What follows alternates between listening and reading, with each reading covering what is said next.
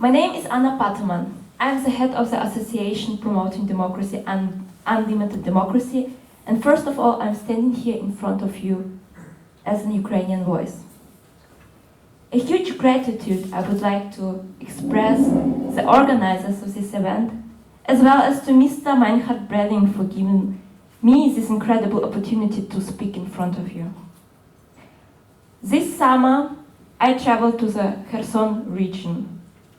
I was eager to witness the historical war firsthand. I was curious, even though it might seem strange in this context. After all, Hiram Warren Johnson was right when he said that in war, the first casualty is truth. My underlying thought was that I couldn't engage in awareness work in Austria if I had so little practical knowledge of war and didn't know how the people on the ground were actually faring. So I came here today to share my impressions. For those who doesn't know, Kherson is a southern Ukrainian port city with approximately 40,000 inhabitants, which was occupied by Russian troops from early March until November 2022. So these people spent 9 months under occupation.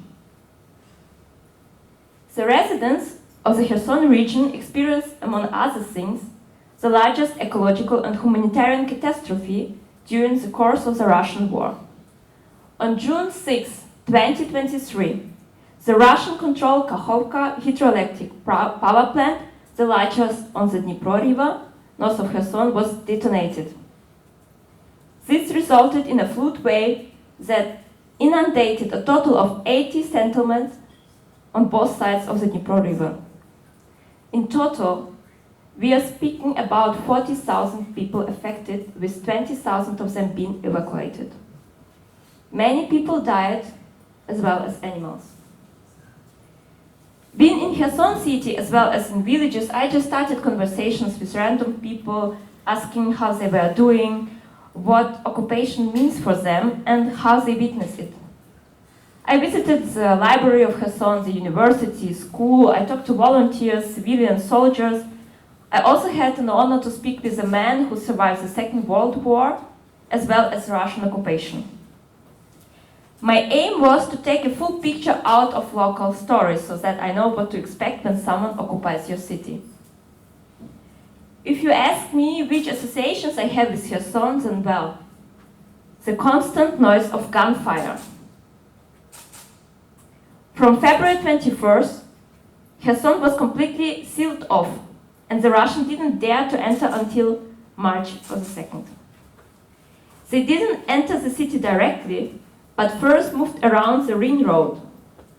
This meant that the city was immediately encircled, and the supply from the Ukrainian side was cut off. For a certain period, there was completely anarchy in the area. From people's accounts, it can be recognized that the first wave of Russian soldiers was the worst for two reasons.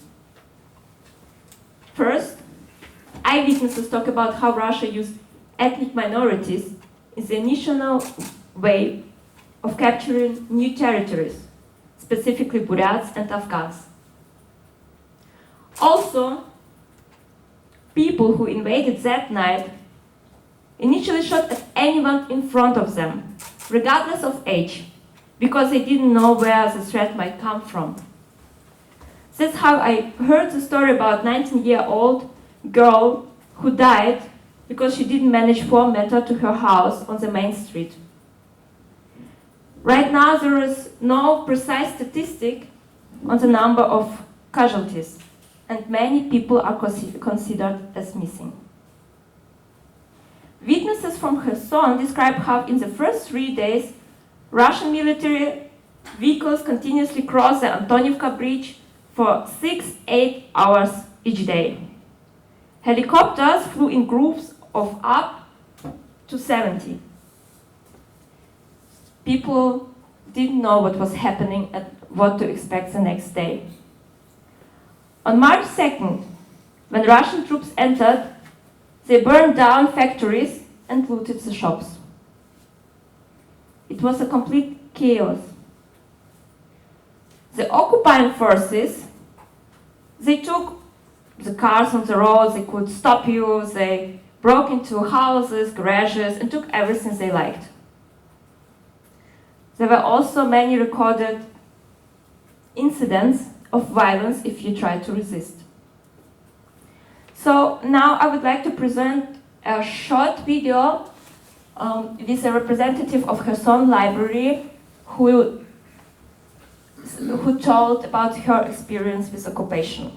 It's in Ukrainian, but we prepared the German subtitles and I hope you will see them.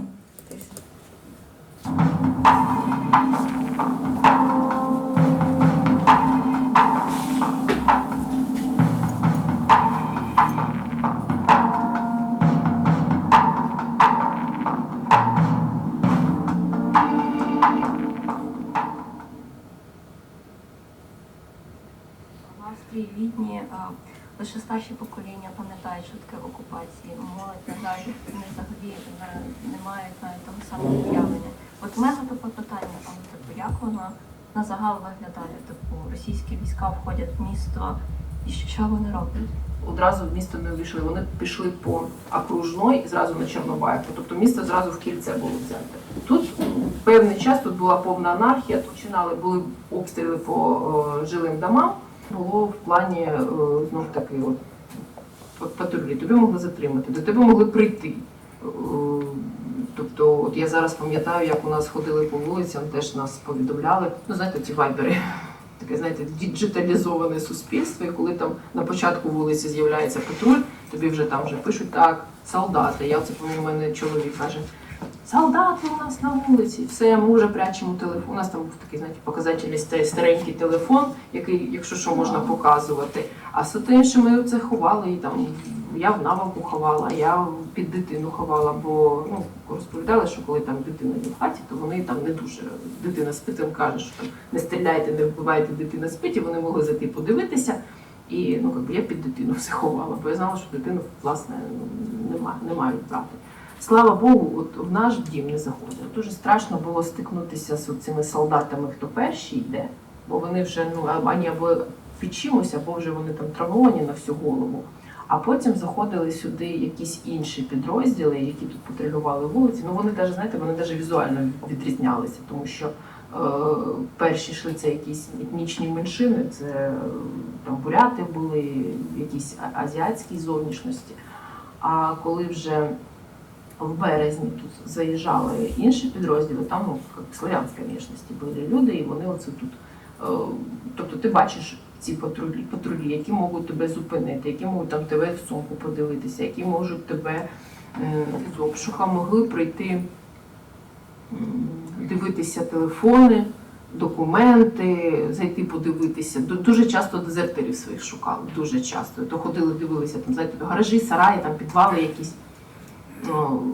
Тобто це розуміння, що ти навіть в небезпеці у власній оселі, це теж воно не дуже приємно, тому що гроші ховали, якісь там прапори, якісь там українська символіка, все це закапували, в огороді закапували, щоб, не дай Бог, не знайшли. І знов таки, я пам'ятаю, що ми приходили сусідка до нас приходила і каже, що в неї там, вона там трошки вище живе на вулиці, що коли там приходять проукраїнські налаштовані сусіди або там знайомі, що треба ж вікна закривати, бо там вже ж сидять вже ж з паспортами, це дуже небезпечно.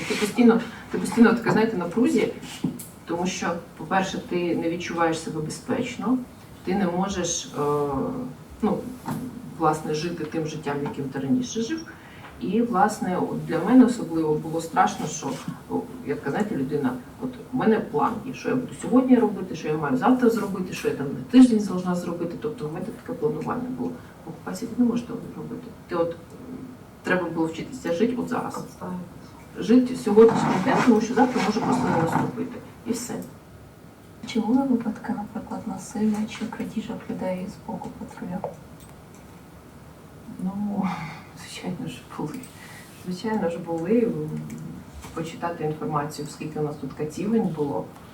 І якщо в березні місяці Херсонці ще сподівалися, що ось тут все закінчиться і вирішиться це питання. Ви ж, мабуть, бачили, що були організовані ці мітинги 13 березня. Херсонці святкують День визволення Херсона у Другій світовій війні. Херсонці прийшли, демонстрували свою політичну позицію, демонстрували свою, те, що ми не хочемо Російську Федерацію, то, що ми це не готові.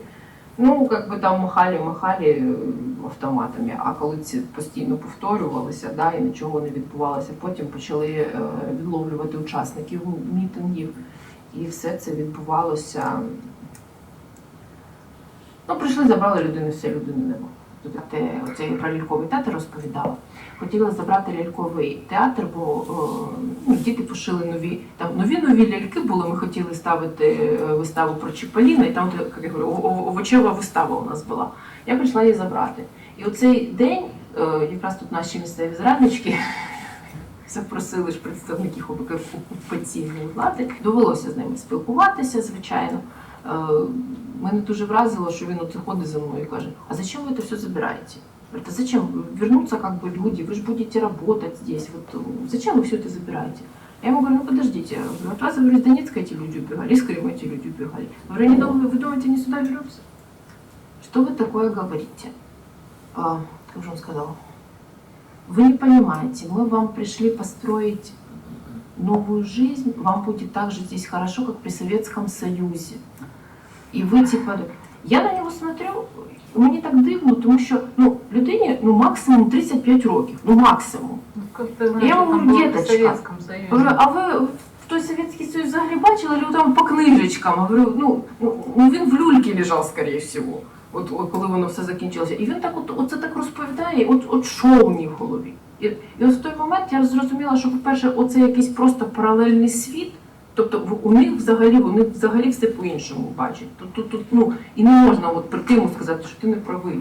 Насправді воно по-іншому. Він просто в іншому світі.